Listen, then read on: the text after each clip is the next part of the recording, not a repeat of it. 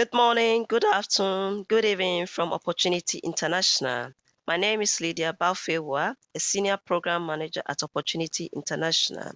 Today, I would like to share with you our Rules of Change program in Ghana and the DRC and how we've integrated gender programs within partner financial institutions. But first, let me introduce you to Opportunity International. Opportunity International is a global organization that designs innovative financial solutions, helping the hard-to-reach and excluded families build sustainable livelihood. Indeed, throughout Opportunity International's 50-year history, we've been innovating and introducing programs focused on giving our clients the tools that they need to take charge of their own development. One of such programs is the Root of Change program, funded by the UK government and implemented by partner financial institutions Sinapiaba Savings and Loans Limited, Vision Fund (DRC), and Opportunity International Savings and Loans Limited. This program aims to support rural women farmers and entrepreneurs to equip them, improve upon their productivity, and increase their income. Through the program, we also work with male family members and community leaders through our gender awareness program to help address and tackle some of the sociocultural norms that discriminate harshly against women. Needless to say, we also realize that to be able to effect changes externally, there was the need for us to tackle gender within, hence the need for us to strengthen partners' capacity. How did we do this?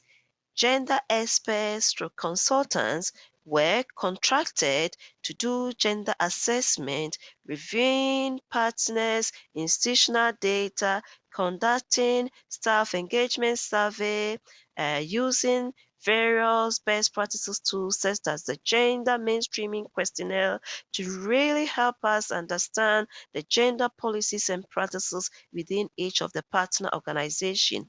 And at the end of their assessment, they map out the progress or the starting point for each of the partners within a gender spectrum, starting from being gender blind to being gender inclusive. They also help to design bespoke training programs and provided practical tools for each of the partners to be able to address the gaps that were identified. Indeed, the gender capacity training programs were tailored for senior managers, the board of directors, and operational staff to be able to cascade these trainings within the organization. Each partner also came out with their own gender action plans, and to help implement those gender action plans, they invested in dedicated gender focal point person to spearhead the changes that were needed, as you can see from the example.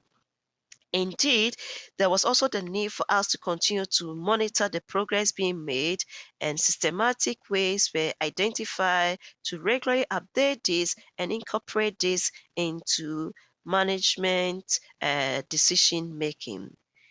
For example, our partners in Ghana, Sinapiaba Savings and Loans and Opportunity Ghana, actually designed a gender dashboard that generate and disaggregate data into gender, which is also incorporated into management reporting. Through this monitoring data, indeed, it came to light that whilst partners are actually making good progress when it comes to the number of women in middle management position, when it comes to the senior core management levels, there were much fewer women at this level, stemming from the fact that there's always slow career transition at around this level, making it difficult to actually change the gender composition at this level in the short to medium term. But the partners are aware of this and they are exploring different ways, including leadership trainings and mentoring programs to encourage more women to take up leadership positions.